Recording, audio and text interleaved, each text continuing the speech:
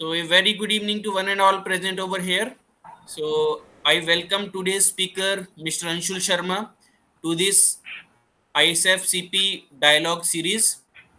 And firstly, I will brief up about Mr. Anshul Sharma. So, Mr. Anshul Sharma is currently working as Senior Research Associate in the Department of Research and Development Center in Swift Laboratories, and he is currently working in Mohali. He has completed his M.Pharm in pharmaceutical analysis from ISF College of Pharmacy in 2018, and he has specialization in wet chemistry, including titrations, polarimeter, and currently he is working with impurity profiling in pharmaceuticals by sophisticated techniques like LCMS-MS, GCMS-MS, and he has 6 years of experience in research and development department.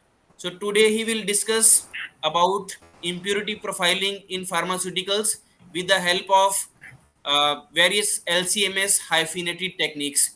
So this lecture will be useful to the M.Pharm and PhD students who are pursuing their career in pharmaceutical analysis in the field of impurity profiling. So over to Mr. Anshul Sharma. Thank you, Rohit sir. And I would to thanks to Mr. Uh, Shri Praveen Garg ji and Principal cum Director of GD Gupta and Vice Principal Mr. Narang sir. Uh, Now I will start, sir. Yes, you can share your presentation.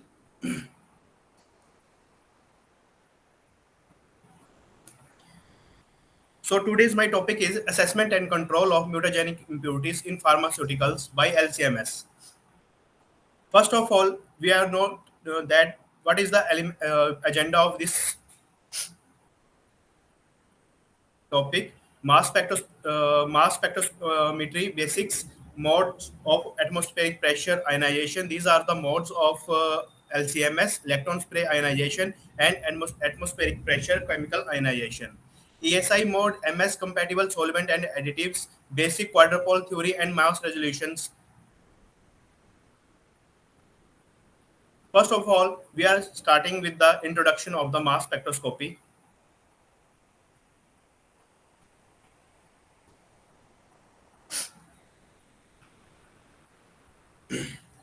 Now, first of all, we are working with the LCMS technique. Then we are now about the atoms and molecule building blocks. First of all, we are not about the proton, neutron, and electron and nucleus of the any atoms or nucleus of an atom. Proton have a positive charge, electron have a negative charge, neutron have neutral, meaning they have no charge. What is an ion and anion and cation? I don't want to explain this, but I don't. I have to explain the mass spectro, how mass spectrophotometer is work.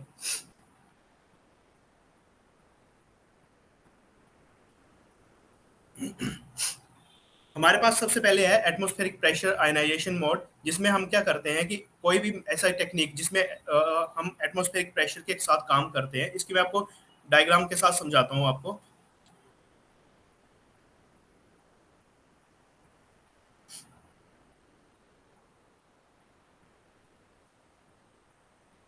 Mainly ये है हमारा ionization source, जिसमें क्या होता है कि यहाँ से हमारा जो है सैंपल जो है सैंपल सोल्यूशन जो है वो अंदर एंटर करता है. ये हमारी नेबुलाइजेशन गैस है जो एज ए नाइट्रोजन यूज की जाती है.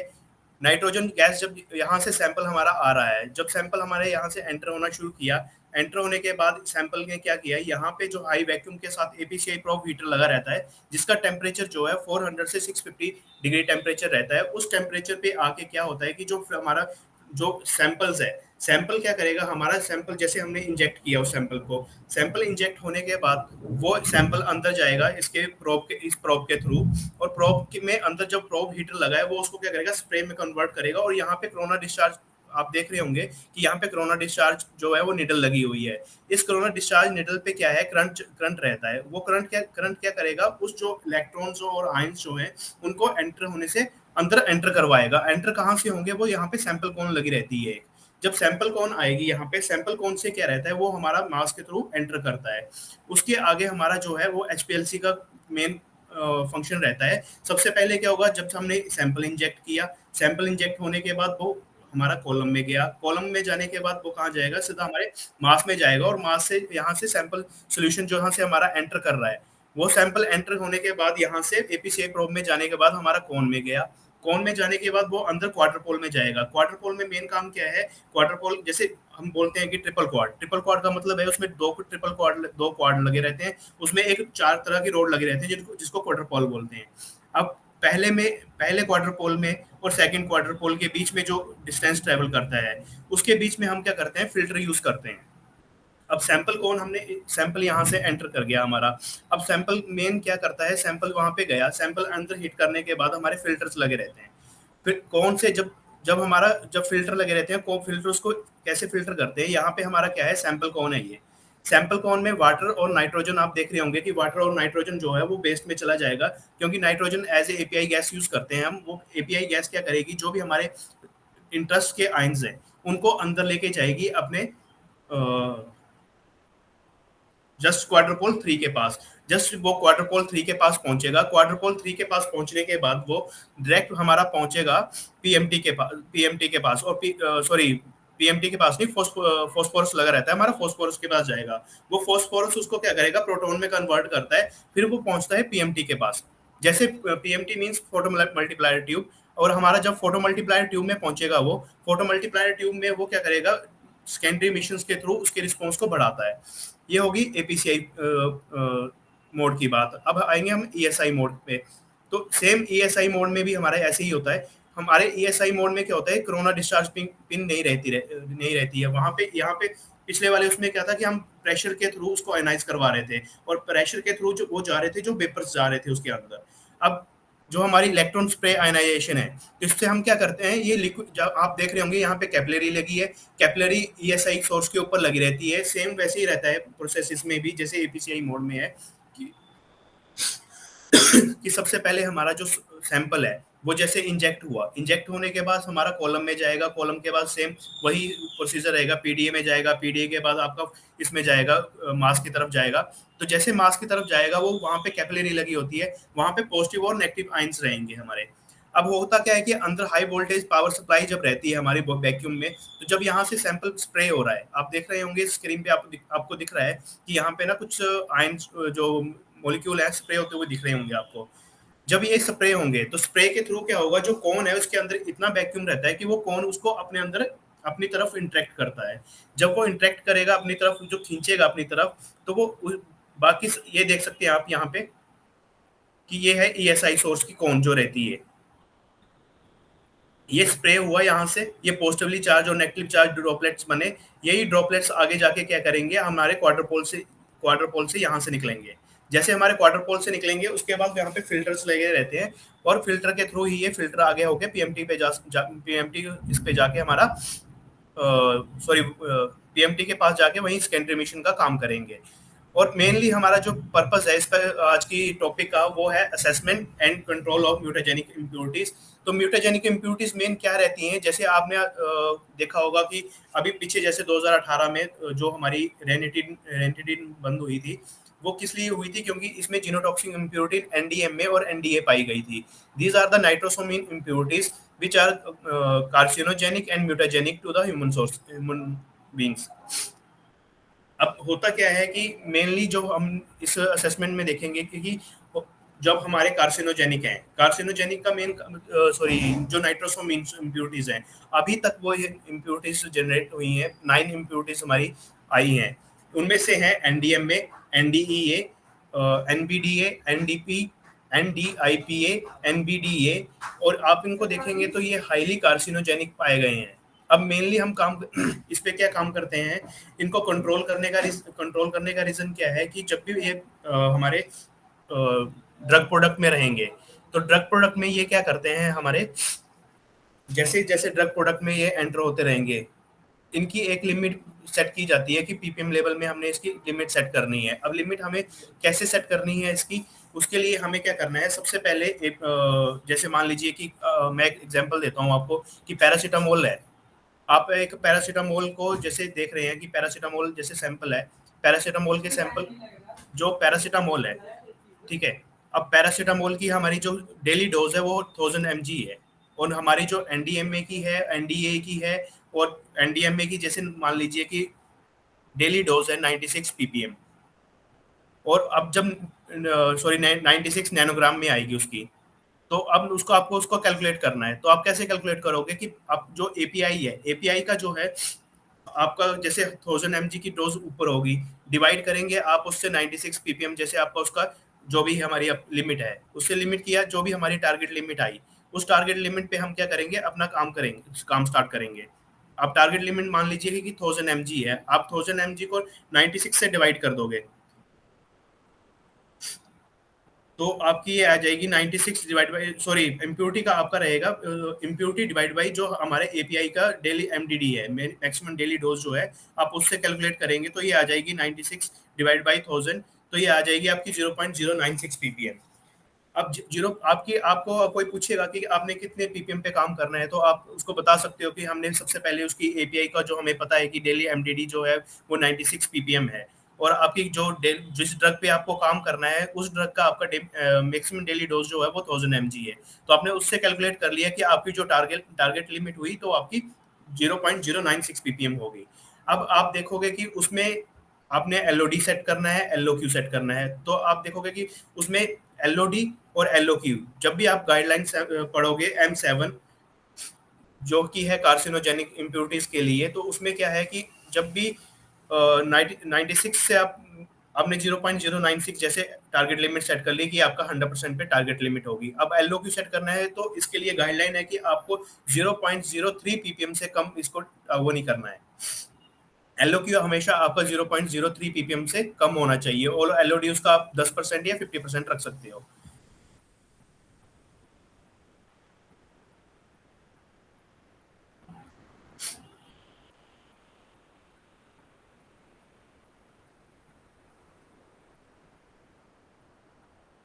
एलओडी सेट करने के बाद आपका एलओडी सेट हो गया, उसके बाद आपको रिकवरी स्टडीज करनी है। अगर हम वैलिडेशन में जा रहे हैं तो वैलिडेशन में आपको 8 पैरामीटर इसके लिए करने हैं, कंट्रोल करने हैं। सेम एनडीए के सेम परफॉर्मेंस करनी है आपको वैलिडेशन के लिए। जब हम सेम एनडीए के केस के लिए भी है, एनडीए की केस में जो हमारी एमडीडी है एनडीए की, वो है 26.5 ppm, sorry nanogram per day. और एनडीपीए, एनडीआईबीए, एनबीडीए, एनएमडीए, इनकी सबकी है 26.05 nanogram per day.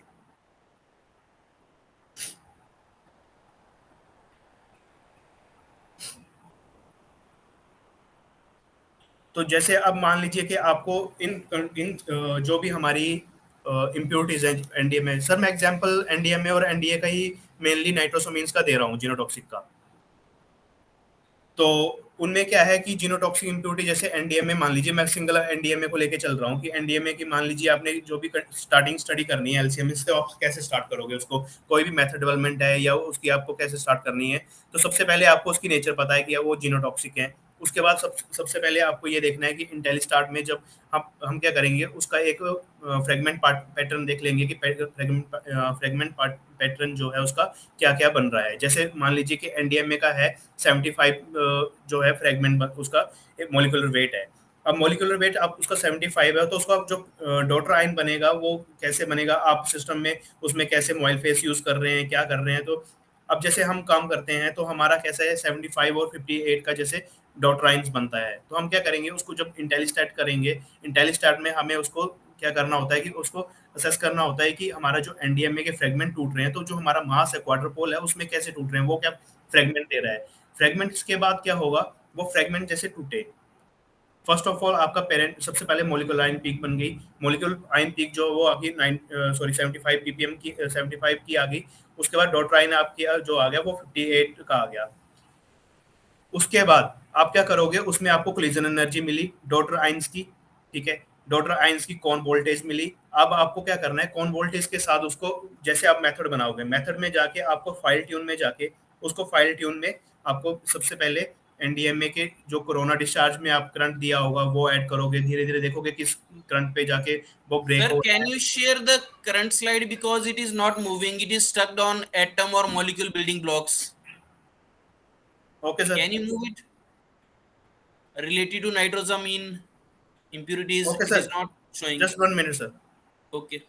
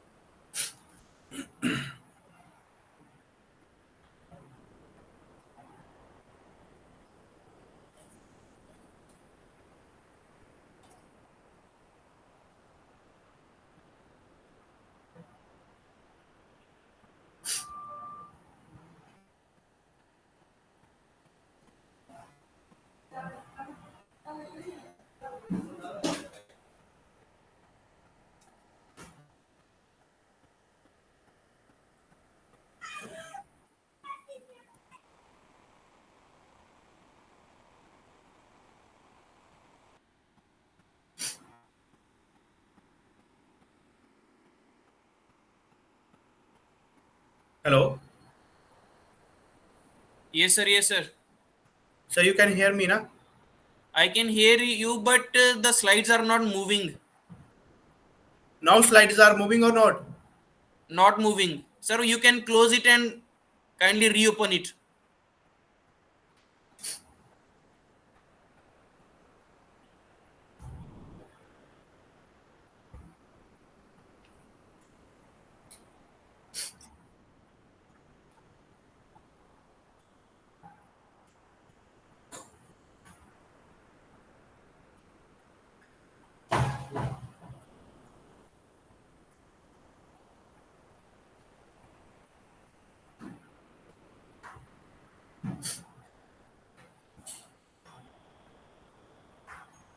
Yeah, now reopen, sir. Yeah, reshare. Okay sir.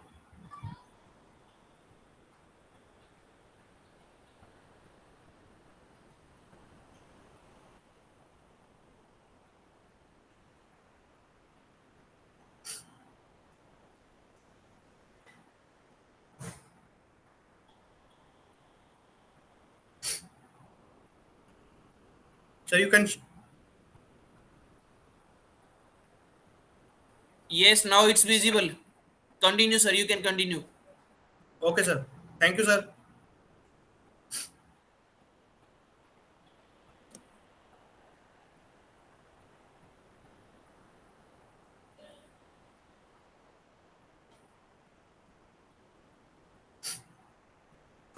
तो सोर्स ऑफ नाइट्रोसोमिन्स क्या हो सकते हैं हमारे? पैकेजिंग से हमारा ये आ सकता है, सॉल्वेंट से आ सकता, सॉल्वेंट एंड वाटर से आ सकता है, ड्रग सब्सटेंसेस से आ सकता है। नाइट्रोसोमिन्स ड्रग इम्प्यूरिटीज जो प्रोडक्ट बनेंगे फॉर्मुलेशन में बन सकते हैं आपके। मेनली जो हमारे जो ये नाइट्रोसोमिन बनने के चांसेस हैं, वो चांसेस कहाँ से होते हैं? जो हमारी एक्राइल सब्सटेंसेस होते हैं उनसे बन सकते हैं। एराइल्स या हमारे कहीं अमीन्स यूज हो रहे हैं, secondary amines, primary amines. Source of nitrosamines. These are the source of the nitrosamine present in the sample.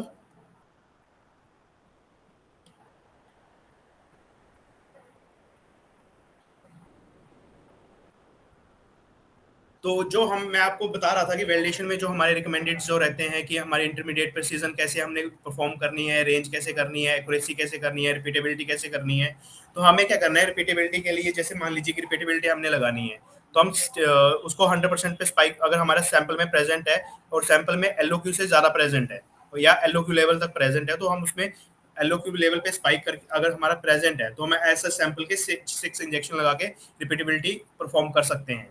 अगर हमें एक्यूरेसी करनी है, एक्यूरेसी के लिए रेंज रखनी है उसकी, तो 70 से 130 रख सकते हैं, क्योंकि अगर हम वैलिडेशन की गाइडलाइन देखेंगे ICH Q2R2, तो उसमें क्या है कि उसमें 80 to 120 बोला गया है कि आपकी जो रिकवरी की परसेंटेज है वो 80 to 120% होनी चाहिए। पर हम नाइट्रोसोमेन से केसेस में 70 to 130 कर सकते हैं, क्योंकि हम जो काम कर रहे हैं वो बहुत ज़्यादा लो PPM पे करते हैं, और हम PPB लेवल तक भी उसका काम करते हैं।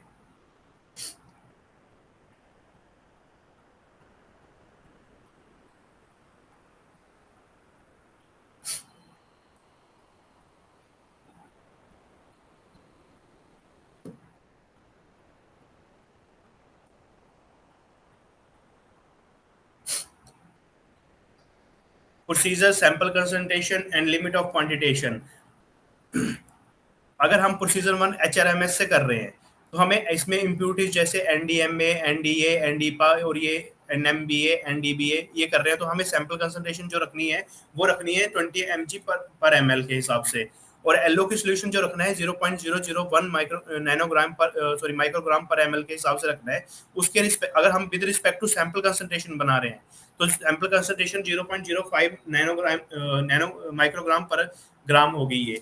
अब हम कई बार जब हम कॉलेज टाइम में काम करते हैं तो हम बड़ा ज़्यादा कंफ्यूज होते हैं कि हम एक तो काम करते हैं PPM में, तो उसमें with respect to sample concentration नहीं लगाते हैं। अब जब हम with respect to sample concentration लगाएंगे उसको, तो इसमें क्या होता है कि सैंपल जैसे हम कोई भी कैलकुलेशन करते हैं तो इसमें साथ में सैंपल की भी ही कंसंट्रेशन ऐड होगी। सेम केस इसमें है NDMA NDA के लिए, कि जब हम GCHS या GCHS MS से ट्रिपल क्वाड से काम करेंगे, तो उसके लिए सैंपल कंसंट्रेशन हमारी ये होनी चाहिए। एलओ के लिए 0.02 माइक्रोग्राम पर ml के लिए हमारी एलओ की कंसंट्रेशन होनी चाहिए। एलओ की जो with respect to sample concentration है वो 0.0। सेम इसके लिए प्रोसीजर थर्ड के लिए LCMS ट्रिपल क्वाड के लिए, GCMS MS ट्रिपल क्वाड के लिए सेम आप देख सकते हैं टेबल में जो जो वैल्यूज दी हैं, हमें उसी के अकॉर्डिंग काम करना है। These are the structure of NDMA, NDA. This is the NDMA, NDEA, NEIPA, and NDIPA, and NDBA, and NMBA.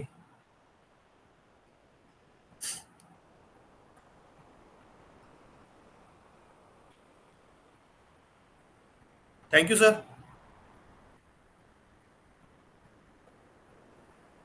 Okay, thank you, Mr. Anshul Sharma, sir, for giving us knowledge about applications of LCMS MS in impurity profiling.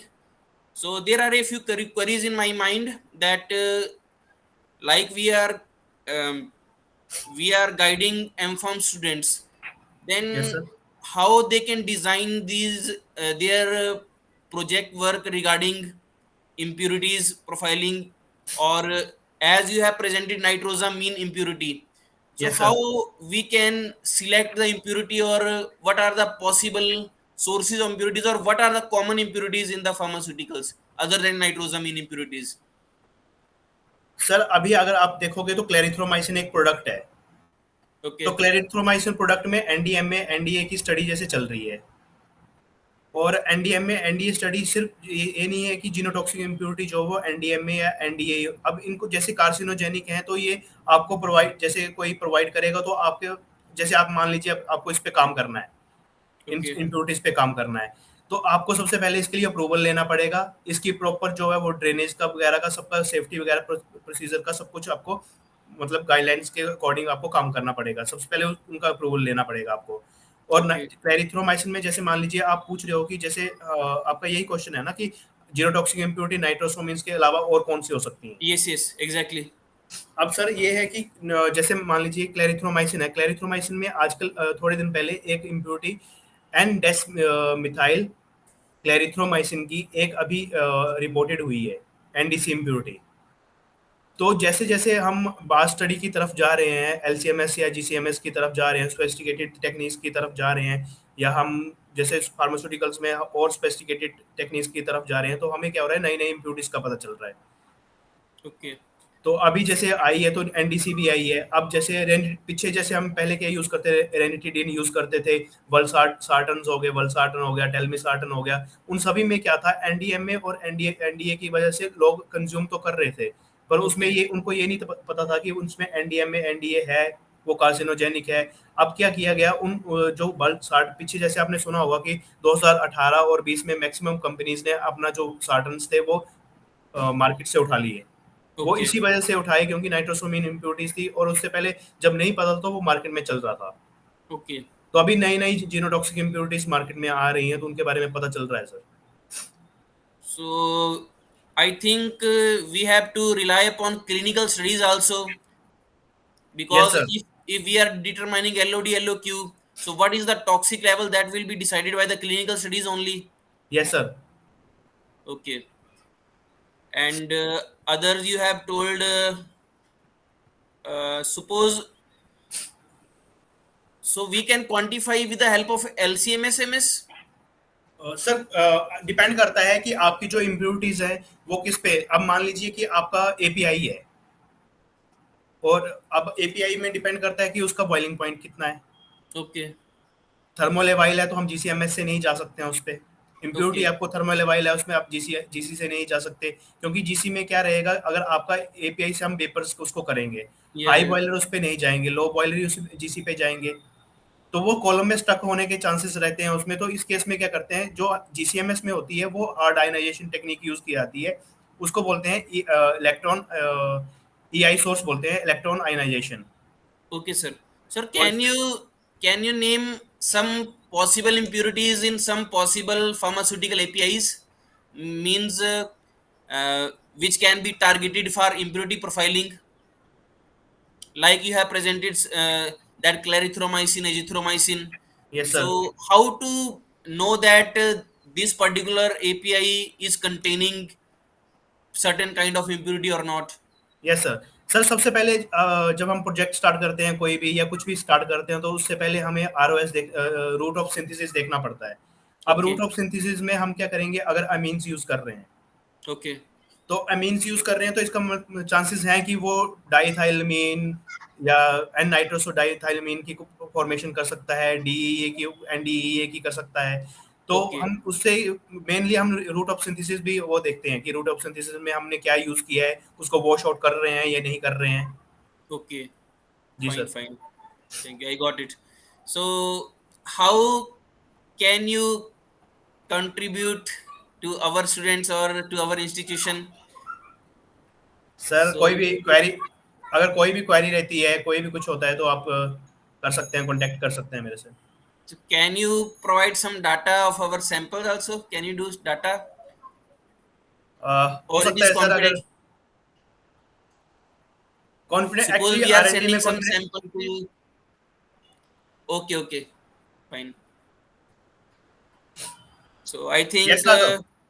Dr. Raghav Dogra wants to ask something. So, yes, Dr. Raghav. Dr. Raghav, can you hear us? Raghav.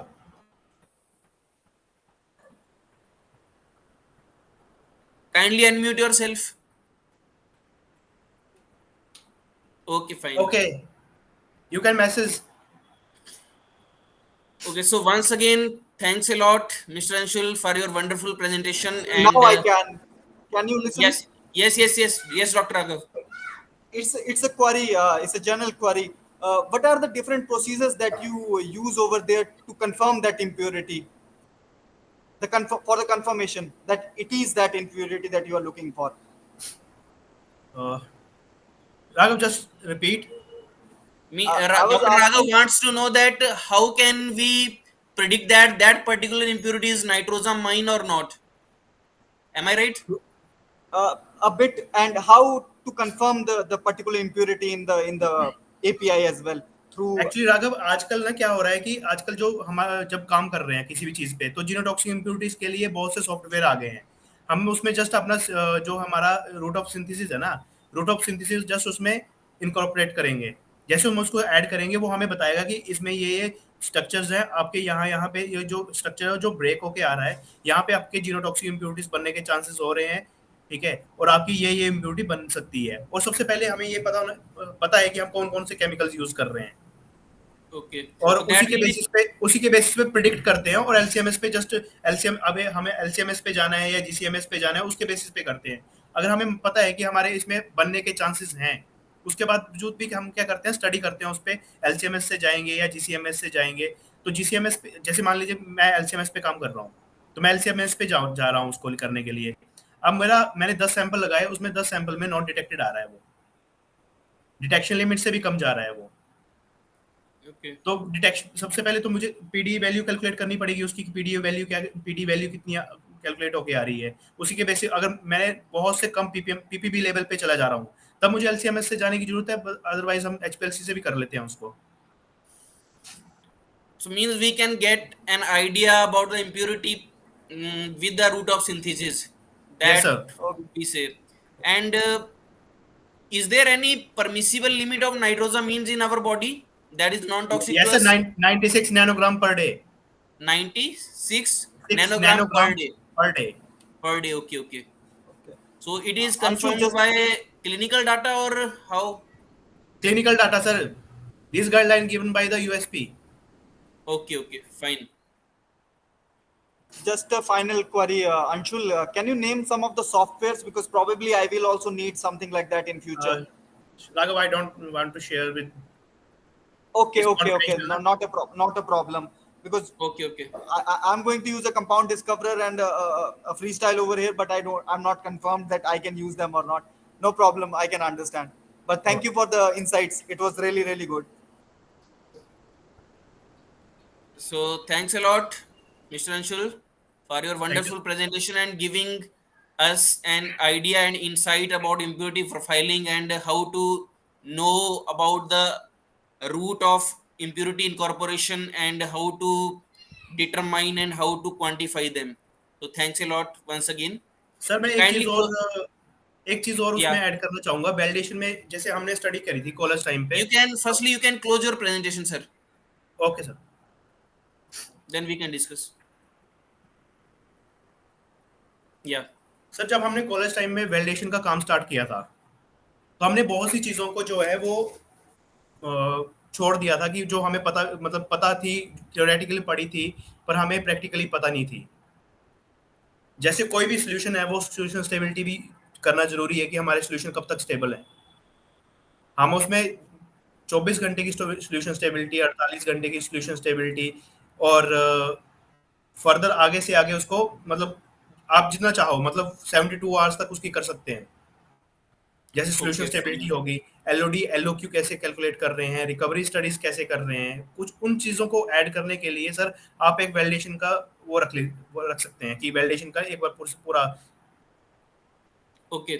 So is there any universal mass analyzer, or we have to, it depends upon the impurity, particular type of impurity, that how we have to select this particular type of mass analyzer, or how it sir is? Actually क्या है कि आपको मास analyser different, क्योंकि आजकल source आ रहे हैं, जैसे ESI source है, एपीसीआई है, माल्डी Yeah. टेक्निक्स होगी, स्पेसिफिक हर टेक्निक जो है वो स्पेसिफिकेटेड हो जा रही है। अब आपको, जैसे हम पढ़ते थे कि जो मास यूज किया जाता था वो मोलिकुलर स्ट्रक्चर को प्रिडिक्ट करने के लिए किया जाता था, वो जो है वो है एचआरएमएस, हाई रेजोल्यूशन मास स्पेक्ट्रोफोटोमीटर। Yeah.